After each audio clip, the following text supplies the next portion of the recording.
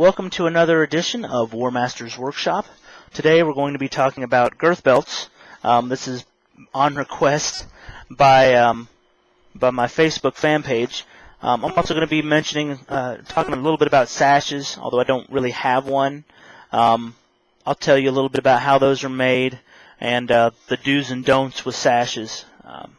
And we're also going to be talking about ammo belts, and I do have a couple of ammo belts that will be the second half of the episode.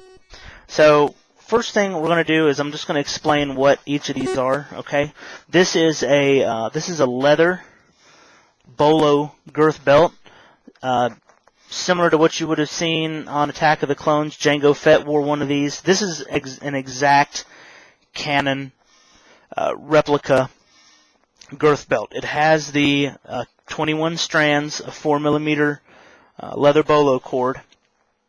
That's exactly what was on Jango's girth belt as well. And I believe the width of this is about 5.5 inches. It's either 5 1/4 or 5 1/2. But that'd be the canon width as well. And then of course behind it we have our Mohair girth, and it's braided together, and then of course they use a weave down the center and along certain portions of the side to hold it together. It's got these nice little buckles on the back of it here, and they're not overly expensive. You can get these from some online equestrian places. In fact, I got this one from Dover Saddlery for like $24. So they're not super expensive. They can also be dyed a couple different ways. I'll talk about that when we get into that. But first, I'm going to remove this one. We will talk about the leather bolo style girth belt. Now the leather bolo style girth belt, it's very durable and rugged. It's going to take a lot of abuse. Mine I've been wearing for going on about almost 9 years now, and I may have to repair one of the bolo cords on rare occasions, and by repair I mean gluing it back to the backing. The bolo cords are glued to the backing, and this one has a couple that are lifting, so I can show you exactly how that works. See, you can use rubber cement, or you can use something like goop, a flexible adhesive, or you can either use leather weld. This one, they probably use leather weld on this one. I'm just going to take a little rubber cement, and I will use that to stick the leather back to the backing on this. But they're very easy to fix. As you can see, the backing on this one's pretty thick, but it's also a piece of leather as well. Let me get this. There we go. I believe they're using 5-ounce leather. Mine is a 3.5 inch or 3.5 ounce leather. I would probably recommend sticking with a 3.5, maybe at the most a 4-ounce leather as your backing. It's very heavy as it is, but this 5-ounce leather doesn't have a lot of give with it. I mean, it's like wearing a belt that goes around your waist, but around your pelvis. So it doesn't have a lot of give. It's pretty heavy. I would say this whole piece right here, when you add on there is a piece on this belt, I don't have it on here right now, but that covers the laces in the back. By the time you put all that on here, you're looking at a pound and change, almost 2 pounds, just in this belt. I always tell people when they ask what the heaviest part of my kit is, it's the leather. Leather is extremely heavy because it is very thick, and it's dense. Even thin leather is dense. So leather is very heavy. So I would say, try to stick with a 3.5 ounce leather as your backing. Bolo cable itself, this is a 4mm bolo cable, which means it's a 4-strand cable.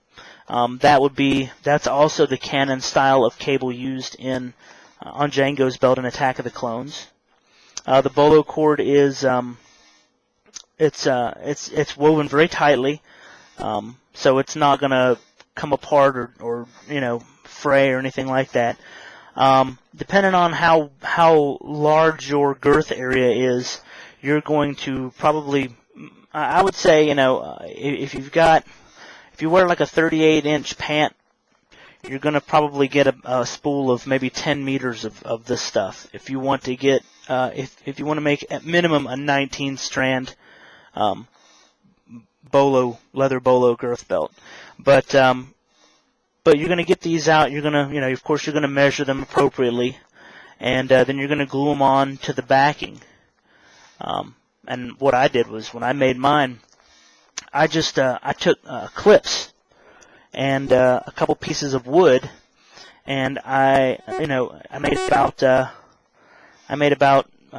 I made like 4 or 5 of these wooden strips, and I went from the edge and I clamped those wooden strips down as even as I could. I measured it out and did it as even as I could all the way across the belt as I had it outstretched fully flat, and then I would use those clips, would put tension on the areas all the way down, and on this, between the bolo cording and the your backing, it put tension on all that in those areas, and then it would adhere that way, and I just let it dry. Now sometimes I had to, when some portions dried, I had to move the other portions, maybe weren't dry as well, so I had to go back and re-glue them and then move those wooden pieces. And I believe the wooden pieces that I made, because we're talking almost 9 years ago, so I used like a 1-inch by 1-inch strip of wood on the top and on the bottom, so it would just clamp it down nice and tight. It's basically just a clamping jig, and then just use a couple clamps outside to hold it together. So if you want to make a bunch of those jigs and put 10 of them on here, it might make your job a little bit easier, but the more pressure you can put on this thing, all the way across it, when you're making this type of belt, the better off you're going to be, and the less time it's going to take. Now on the back, what they did here is the same thing that I did as well. You just take some of the backing and you make a little lip. You just fold it over and you can glue it. Now, I riveted mine. I used buckles on the back of mine, 2 large buckles, instead of the lace-up method. I did have the lace-up method in the beginning, but, of course, my wife was the one that had to lace it up, and she got real tired of that, so I did the next best thing, and I put, I did something much better, and I put 2 giant buckles. Makes it much easier to put the thing on. So if you want to do the lace-up, you can. Just remember, it's very difficult to do, especially if you're doing an event by yourself, to do the lace-up method. All you have to do, if you want to do the buckles, is just rivet a piece of leather, or just take a belt, really. You could just take a belt and you can cut it in half, or take 2 belts and cut those and use the buckle end. Just rivet the buckle end on this side and rivet a couple of the ends with the holes on it on this side, and then you can just buckle it right together. It's real simple. Very, very simple. My buckles are actually all built on, but you can do it that way as well. You can do the buckle method, and that's going to be a lot more simple. But that's really about it on the leather bolo girths. They're pretty they're pretty easy to deal with once you've got it put together. Like I said, sometimes you'll have a strand that lifts. Some goop or rubber cement or even leather weld will take care of that. Just put some down, clamp it. Depending on how big it is, how big the area that's come detached is. Just put it on there, clamp it down real good, and then you'll come back and it'll be nice and sealed up. But yeah, so that's the leather bolo girth, and now next we'll talk about the mohair girth. All right, now here we have a mohair style braided girth belt. They're pretty easy to deal with. They're very light. Other than the buckles, it's very light. They also stretch real well. I mean, they're made to use for horse saddles. So they do stretch well, but they're also very durable. I used to use one of these. My first girth belt was a mohair girth belt, and it lasted for a very long time. They have these nice metal buckles on the ends. There's 2 on each end, and there's I believe there's 7 strands that go into each end. And these are real easy to deal with because all you've got to do is buy yourself like one leather belt, cut the buckle end off, and then cut the belt in half, make some holes on the ends that don't have holes, and you can just buckle them in on one side and then buckle it in on the other side. That would be the exact way that they did it for Boba Fett in the movies, but that's very little cost involved. This Mohair girth belt costs $24. The leather girth belt, the leather bolo girth belt I showed you a few minutes ago, that costs well over $100, sometimes into the $200 range. Those are very expensive.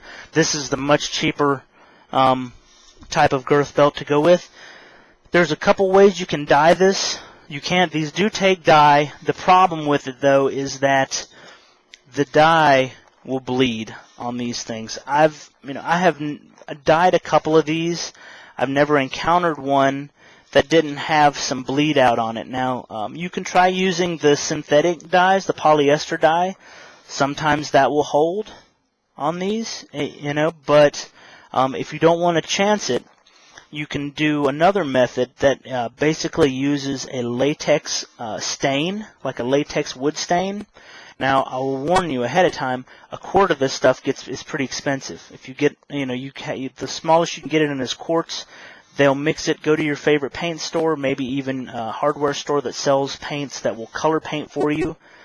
Tell them that you want a latex stain, a latex-based stain, and that you want a certain color. And just, work with them and get the right color, and they'll mix it up for you and sell it to you. You're going to pay around $30. I'd say $25 to $30 for a quart of that stain, maybe a little bit more than $30. But on average, you're looking at $25 to $30 for a quart of the stain. And then when you use it on this, you want to get yourself like either an old, like a large baking pan, let's say like an 1.5 inch thick baking pan.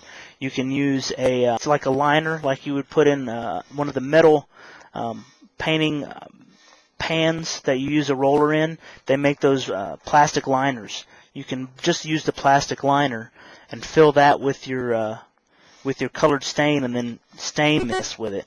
And you'll want to really work that stain into all these fibers, because the stain is a little bit thicker. It is latex, so you really want to work it in good. Make sure you wear some gloves. You want to make sure you wear the good, the thick blue, either latex gloves or the other type of rubber gloves, or you can even use the dishwashing gloves if you want to, so that it doesn't get on your hand, because the stuff it's not really good for you. And it's hard to get off once it gets on you. But you'll work that in real good in all these fibers, and then once it dries, of course, you'll take it out, you'll squeeze out whatever excess is in there back into the pan, and then you'll let this dry. You'll hang it up somewhere where it can drip dry, preferably outside if you know it's not going to rain. Hang it somewhere where it can drip dry, and then once it's dried, you don't have to worry about any color bleed. It is colored for life. It's not going in. The color's not going anywhere. It's not going to get on your flight suit. It's not going to get on your vest. You'll never have to worry about that. If you want to go the cheaper method, you can buy some of the synthetic, the polyester type of RIT dye.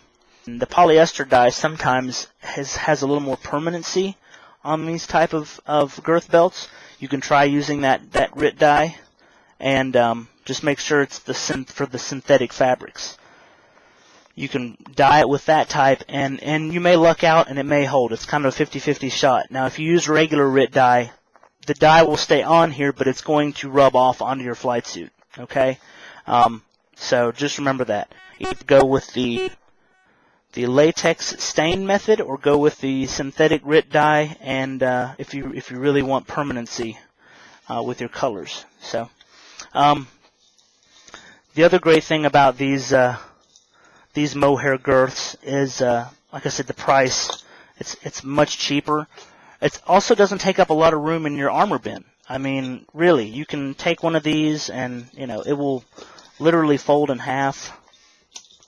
just like that, and then you can just roll it right up, just like that. You know, and that's soft, so you can put a bunch of stuff on it. Whereas with the leather girth, you know, you can undo it back here and you can roll it up, and it's going to take up way more space than this. I can tell you right now, when I roll mine up, but mine doesn't have quite as thick of a backing, but when I roll it up, it's probably takes up, you know, a third more space just in width, and then in height, about another third more space in my armor bag. So I would say, you know, if you're looking for a space saver, Mohair style girth's a good space saver too. Okay. Now a lot of people ask, what about sashes? And I see a lot of people who apply for mercs using sashes. Sashes are great. A sash is basically a piece of fabric that is that you wear around the same, you know, around your girth area, just exactly in the same place that you'd wear a girth belt. It goes underneath the ammo belt and over the you know, over either the top of your cod plate if you're wearing a cod plate, or it'll go underneath your loincloth if you're wearing a loincloth. Biggest mistakes I see with sashes, the biggest issues I see with them. One, people make them too wide, and number two is they don't hem the edges up of their sash. Okay, these are things that you really, really want to make sure you do. A sash and a girth belt, either one of those, should never go over the gut plate. It should not cover any part of the gut plate whatsoever. It should stop just below the gut plate. And in fact, my own stops probably around half an inch to maybe even a full inch below my gut plate. You need to leave a little bit of gap there. You do not want your sash or your girth belt covering your gut plate. This is something that I see happen very often, and it's not something that should happen at all. In fact, I'm going to use a gut plate here to show you what I'm talking about. We see applications come in where that's how it's done. Okay, where the girth belt is covering a portion of the gut plate. That should not happen. That's a no-no. It should be where the gut plate sits here and the girth belt sits underneath it, just like that. Okay, that's the way it should be. This or any sash or any girth belt should never cover any part of the gut plate at all. So remember that when you're outfitting yourself, keep the girth belt off of that gut plate. Now, if you find that your girth belt is too big, okay, if it's too wide, most of these, if you put these two together, you're going to see that they're pretty close to the same width. The width difference here is probably half an inch. If you look at the edge, this is the best place to tell where your width difference is. We're going to pack that mohair girth in tight right there. You're looking at your width difference right here is about half an inch. Let me grab a little ruler. I've got one right over here. And we'll measure that, and we'll see exactly how wide. We'll get a good approximation. It's hard to say exactly. This looks like it's about 3/4 of an inch. So anywhere from half to 3/4 of an inch is what you're looking at for width difference in these two. So keep that in mind. That's another thing to factor in. How much area are you going to be able to adequately cover and not cover your gut plate? If you need to go with with less strands, if you want to do a bolo belt and you need to go with less strands, that's fine. If you're not making a cannon in a Django Fett, it doesn't matter how many strands you use, as long as you're doing it to fit in with the CRLs for mercs. It doesn't matter how many of these strands you use. I've seen some people use 19. Okay, that's two less. That would get you closer to the mohair style width. And, I've seen people actually snip parts off of, areas off of the mohair. Okay? I've seen people have to snip these off before. You just got to be real careful, because if you cut this If you cut this piece right here, then it's going to unravel above that. So that you need to keep that in mind. It's really difficult to shorten the width of a mohair style girth. The leather girths are much more forgiving in that you just don't have to put all that bolo cord up here. Okay, you can use less bolo cord to make it slimmer if you need to. Me, I have always been I've always been somewhat of a big dude, so I don't have to slim my girth belts down any. But yeah, that's the difference between our girth belt types. And then going back to the sash, the other thing that you want to make sure that you do with a sash, you want to hem all 4 edges of your sash. Don't just cut a piece of fabric into a long, thin rectangle and wrap it around yourself without hemming all 4 sides of that sash. That means hemming the top, the bottom, and both sides. Okay? Because you don't want the little threads poking out everywhere. You know, some parts of your Mando kit should look a little raggedy, but the sash just looks unfinished when you don't hem those edges. It looks really kind of raggedy and ratty looking. It's just not pretty. It doesn't add anything to your kit whatsoever. You know, if you can't sew, I mean, you can hand sew a seam, or you can hand sew a hem. Anybody can do that. If you've got a needle and a piece of thread, just hem yourself up those edges on that. If you don't have a needle and thread and you know somebody that's got a sewing machine, take your piece of fabric that you've cut to them and say, look, I need to hem the edges on this thing. It will take them, if it takes them longer than 15 minutes to do, I'll be extremely surprised. It doesn't take long to do that, but you really need to do it. That's just a huge thing that we see from time to time that always sticks out as looking unfinished and just, very rushed. It doesn't look good at all. So I'm just going to be completely honest. Hem those edges. It looks bad if you don't. And that's really all I've got as far as girth belts and sashes. And so hopefully that has helped. If you've got any questions on those 2 subjects, you can always shoot questions onto the YouTube video here, or you can shoot some questions to me on my Facebook fan page, Mandalorian the Uniter, and I'll get you answers back ASAP. So with those done, we're going to move on to the ammo belts, and I'll tell you a little bit about those and how those are made. Alright, here we have 2 types of ammo belts. The lower belt right here, this is actually a Canon Django belt. Django ammo belt. It goes with the girth belt that I showed you before. It does have somewhat functional pockets here. I think you can probably put like some cash and change in there, some money. That's about it. I don't think I'd try putting anything else in there. Maybe an extra pair of batteries for your chest if you're wearing a Canon Django, you don't have a chest display, but if maybe you can put some batteries in there. They're just not very big pocket or pouches, but this is Canon Django. It's got it uses about a 5-ounce, I'd say it's a 5-ounce leather belt that these sit on. These are I want to say these are about 3 inches tall, around 3 inches tall pouches by probably 1 3/4 inches wide, and then another, I'd say, probably 3/4 inch deep. So they're not the biggest pouches, but it's an ammo belt. So the next type is just a custom ammo belt. This is my own ammo belt.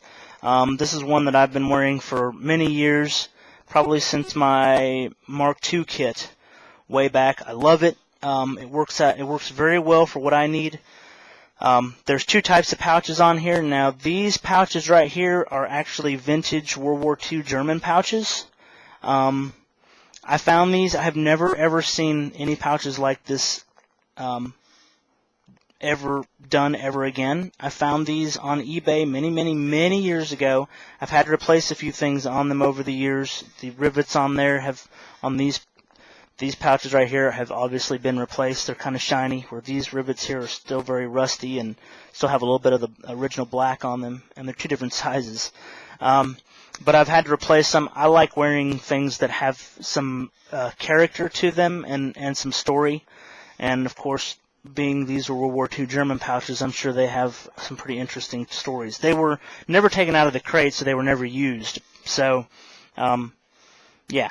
And then these on the sides are just, I believe these are just French. These are just French ammo pouches from the World War II era as well that I have dyed black. And these pouches are way more functional than these Canon Djangos. I'll show you here. They're pretty good size. They're pretty deep inside. I mean, I can put my wallet in these pouches. They're so big. And of course, obviously, I always carry around some spare money when I'm in kit. So you can put your IDs in here. You can put, like I said, your wallet will fit in there. My batteries for my chest display easily fit in here. I could fit even more batteries in here if I needed to. In fact, sometimes I do. Sometimes I'll carry my spare batteries in the pouches here because they're so big. I can put plenty of batteries in there and don't have to worry about that. Even these side pouches can come in handy. This side pouch, at one time, you can see it's got some holes and stuff in the top of it, which you don't see unless you're really looking hard. This pouch actually used to contain my buttons for my rangefinder. Back when I had a helmet that had a rangefinder that was on remote control, the remote control was built into the pouch, so I can hit the button and my rangefinder would go down and come up. So, you know, bigger pouches give you more options on what you can do. There's a couple other types of pouches. The more common custom pouches that you'll see are ammo belts type pouches are the Mosin Nagant. It's called a Mosin Nagant ammo pouch. It is a brown leather pouch that will have kind of a lighter looking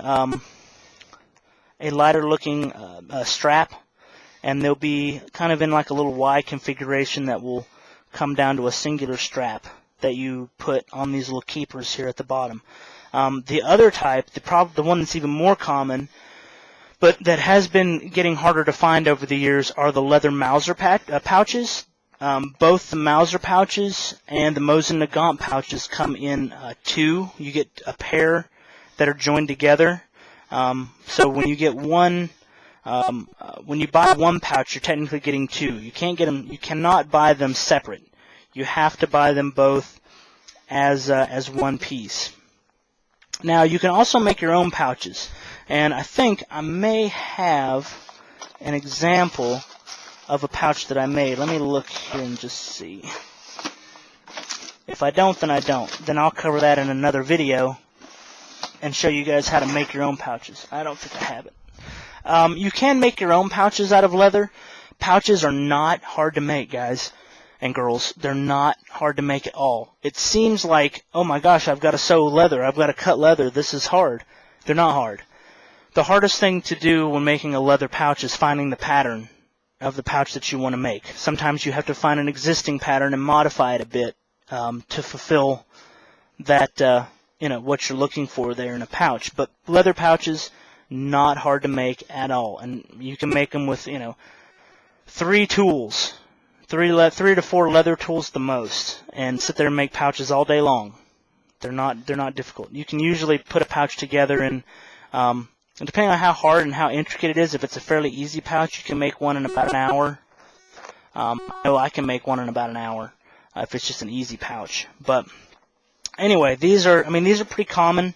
This, you're going to see, the Django style ammo belt is going to be less common, because it is more for the Django type of a Canon Django, and these are pretty expensive. These are very expensive. I would wager to say that if you were to buy this, it would be well over $100 to buy a Canon Django ammo pouch belt. But now, if you made your own and did a Canon belt, you're looking at at most maybe if you lucked out at Goodwill and found some really cool pouches and found a really cool belt. This belt is just an old, this came from a French pouch setup that I got off of eBay at a military surplus store on eBay years and years ago. And if you're looking for something of this nature to build something like this, you might spend at most, I don't know, $50 if you luck out on your pouches. Your pouches are always going to be the most expensive part of this thing. They can range anywhere from, I remember back in the day you could get the old Mosin, or not the Mosin Nagants, but the Mauser pouches. The Mauser ammo pouches used to be $5 a piece. Even if you get them at $10 a piece, you're still looking at, you get 3 sets. You get three sets of pouches. Flip this over here. You're going to get 3 sets of pouches, which gives you 6 pouches, and that's going to cost you maybe $30, plus shipping. And then your belt on the back, your belt, you can get that anywhere. You can get that from Goodwill. You can get that out of your own closet if you need to. I would suggest to get somewhat of a thick belt. This belt here is about 1.5 inches wide or 1.25 inches wide. I would say get something about that thick. Yeah, your pouches, they're not going to be that expensive for custom pouches. So you're looking at, here's your $100+ route, here's your, $50+ route. There's some major differences there. And then also, you could also use something like, if you have I've got one here, let me bring it over there, I'll show you. If you have a Goodwill that also may sell something like this. Now that is just a Western style holster with the belt. I don't know what kind of blaster you may be using. If you're using like a DE-10 or something of that nature, if you have a blaster that will fit into something, will fit into a Western style pouch like that, you can even use a Western holster with the ammo belt that goes with that. And technically not even, you can get away with not even using pouches at that point. I would still use a pouch because they come in very handy, but Goodwill or thrift stores often have these. I think I've got another one right here. I'll show you. This one actually sits slightly lower because of the way it was made. These belong to one of my local members here in Talon Clan that needed me to do a little work on them, and I figured I'd show them off. But here's another. This is another one. This one might even work out a little better because it's wider, and it's got a neat little characteristic about it here where the wider belt fits behind, and then the smaller belt fits for attachment. I think someone's tried to use a Sharpie to color that up. Yeah, that will have to be re-dyed. But anyway, so you can find these at thrift stores sometimes. I think these ended up being like $5 a piece, but they will work if you don't want to sit there and make some, do some pouch hunting on eBay or something like that. You can always use something of this nature if your blaster will fit into it, or you can even take the holsters off. You can take these holsters off. They do slide out. This one I know slides out of here if you undo the little cord there. This one comes off just like this. So now you've got an ammo belt just by itself where you can put a pouch on here or something, and you can use this and make your own holster to go in there if you wanted to sling it a little bit lower, something of that nature. But you've got yourself a really cool looking belt for $5. And that's really, that's really it when it comes to